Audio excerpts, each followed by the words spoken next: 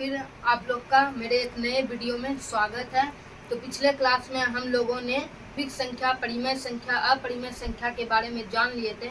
तो अब हम लोग मोसो महत्तम समावर्तक एचसीएफ को समझेंगे। उसके पहले हम लोग को भागफल, शेषफल, भाजक ये सबको समझना जरूरी है, तभी आप मोसो को अच्छे तरीके से समझ पाएंगे। तो इसे मैं एक एग्जाम्पल के थ्रू बताने का प्रयास किया हूँ। तो इसे अब हम लोग समझते हैं। यहाँ है प्रश्न 23 को 7 से भाग देने पर। अगर प्रश्न कई बार हम लोगों ने इस प्रश्न को बनाया है कि 23 को भाग देने पर शेषफल और भागफल क्या आता है। ये बहुत ईजी, लेकिन इसे हम लोग समझेंगे अच्छे तरीके से। 7 से 23 को भाग देने पर 7×7 = 3 बार में इसे 23 कट गया, 2 बचा। इसमें अब जानना है कि भाज्य और भाजक शेषफल क्या है। तो इसमें जो भाज्य है, जिसे हम लोग भाज्य दे रहे हैं, भाग दे रहे हैं, वह है 23।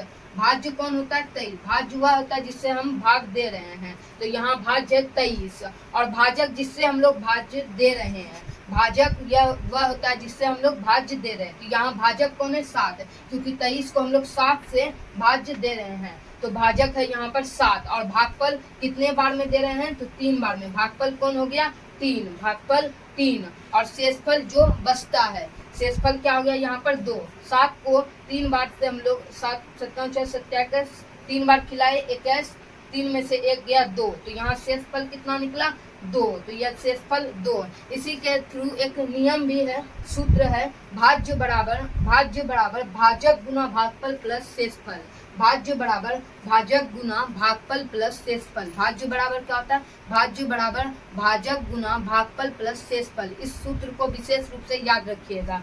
अगर हम लोग भाज्य को px मान लेते हैं और भाजक को gx और भागफल को qx और शेषफल को rx, तो फार्मूला हो जाएगा px बराबर gx गुना qx प्लस rx। अभी हम लोगों ने भाज्य, भाजक, भागफल, शेषफल को अच्छे तरीके से समझ लिया। तो अब हम लोग एक प्रश्न को हल करते हैं। यह प्रश्न बिहार बोर्ड मैट्रिक परीक्षा ने कई बार पूछा है। प्रश्न यह है कि एक भाग के प्रश्न में भाजक 36, भागफल 5 एवं शेषफल 1 है, तो भाज्य ज्ञात करें। तो अभी मैंने आप लोग को सूत्र बताया कि भाज्य बराबर भाजक गुना भागफल प्लस शेषफल। इसी पर यह प्रश्न बनेगा। क्या बोल रहा है? एक भाग के प्रश्न में भाजक 36, भाजक 36, तो यहाँ लिख देंगे भाजक 36 गुना भागफल 5 प्लस शेषफल 1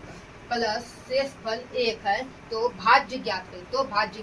भाज्य बराबर भाजक गुना भागफल प्लस शेषफल। तो इस पर हम लोग बैठा दिए। भाजक कितना था? 36, भागफल 5, शेषफल 1, तो भाज्य ज्ञात करें।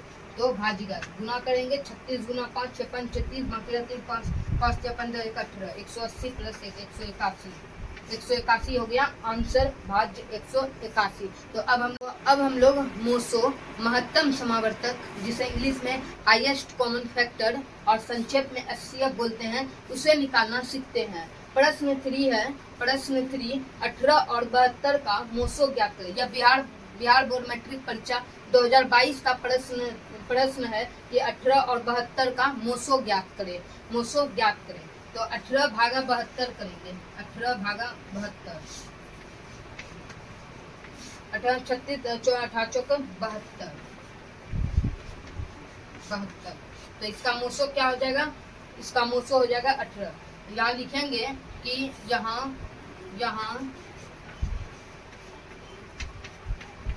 भाजक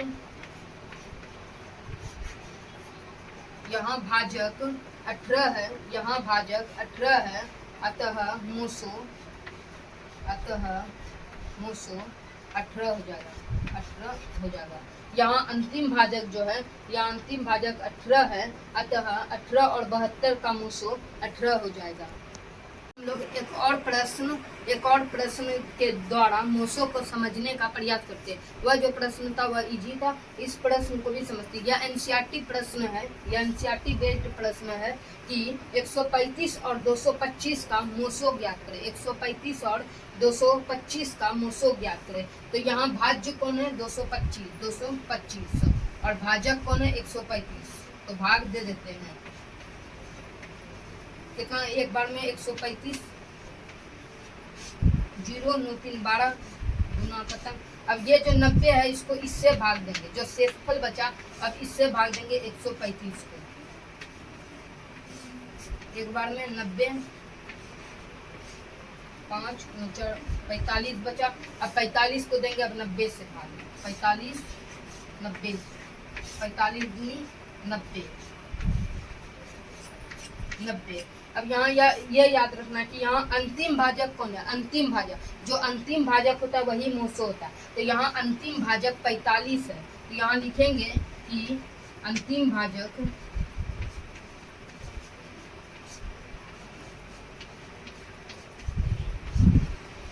अंतिम भाजक 45 है, अतः 135 और 225 का मोसो क्या हो जाएगा 45। तो ये याद रखना कि अंतिम भाजक कौन, यहाँ पर हम लोग भाग दिए तो अंतिम भाजक यहाँ पर 45 है, इसलिए अंतिम भाजक 45 है, इसलिए 135 और 225 का मोसो क्या हो जाएगा 45। लोग मोसो निकालना सीख लिए थे, तो अब हम लोग यूक्लिड विभाजन एल्गोरिथ्म द्वारा मोसो निकालना सीखेंगे। सबसे पहले यह समझते हैं कि यूक्लिड विभाजन एल्गोरिथ्म क्या, ये एक प्रमेयिका है जिससे दो धनात्मक संख्याओं का मेथड है, विधि है, जिसके द्वारा दो धनात्मक संख्याओं से मोसो निकाला जाता है, तो यूक्लिड विभाजन एल्गोरिथ्म में प्रमेय होता है। ये प्रमेय को याद रखना जरूरी है, बहुत ही महत्वपूर्ण है। यह प्रमेय है A बराबर BQ प्लस R, जहाँ R का मान 0 से बड़ा या 0 के बराबर हो सकता है, लेकिन R का मान कभी भी B से बड़ा नहीं हो सकता, हमेशा B से इसका मान छोटा होता है। इसे विशेष रूप से याद रखिएगा कि R का मान B से हमेशा छोटा होगा। अब ये समझते हैं कि इसमें है कौन, भाज्य भाजक। तो A जो है A भाज्य को दर्शाता है, A बराबर भाज्य, B बराबर भाजक, Q बराबर भागफल तथा R बराबर शेषफल को दर्शाता है। तो A भाज्य को दर्शाता है, B भाजक को दर्शाता है, Q भागफल को दर्शाता है और R शेषफल को दर्शाता है। वही फार्मूला बन जाता है भाज्य बराबर भाजक गुना भागफल प्लस शेषफल। बस यह यूक्लिड विभाजन प्रमेय का एक प्रमेय है, A बराबर BQ प्लस R। इसका प्रयोग दो संख्याओं के HCF ज्ञात करने में किया जाता है। तो अब हम लोग इसके द्वारा प्रश्न को हल करेंगे। यह प्रश्न बिहार बोर्ड मैट्रिक परीक्षा 2024 में पूछा गया है कि 252 एवं 594 का यूक्लिड विभाजन एल्गोरिथ्म का प्रयोग कर मोसो HCF ज्ञात करें। तो यहाँ माना A बराबर 594, यह भाज्य है, तो माना A बराबर 594, B बराबर 252, यहाँ लिखना जरूरी है यूक्लिड विभाजन एल्गोरिथ्म से, जहाँ R का मान 0 से बड़ा या 0 के बराबर और सूत्र A बराबर BQ प्लस R। यहाँ A क्या है, यहाँ पर A है 594 बराबर B किसे माने हैं 252 को, 252 गुना 2 प्लस कितना बचेगा, 252 गुना 2 करेंगे तो कितना बचेगा 90। अगर आपको ये डायरेक्ट नहीं लिख पाइए तो यहाँ रफ करके यहाँ आप इसका विभाजन प्रक्रिया द्वारा मोसो ज्ञात कर लीजिएगा। उसके बाद यहाँ आपको बैठाना है, यहाँ पर ज्ञात नहीं करना, यहाँ पर बैठाना है। उसके बाद लेंगे 252 बराबर 90 गुना 2 प्लस 72। अब लेंगे 90 को, 90 बराबर 72 गुना 1 प्लस 18। अब यहाँ लेंगे 72 बराबर 18 गुना 4 प्लस 0।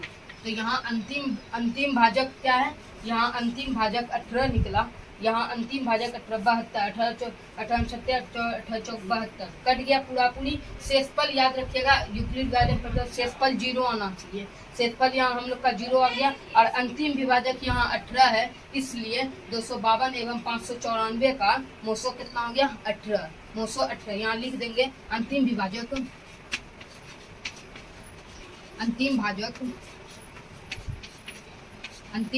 18 है, अतः मोसो बराबर अतः मूसो बराबर 18, अतः मूसो बराबर 18। तो इस तरह यूक्लिड विभाजन एल्गोरिथम द्वारा मूसो निकलता है।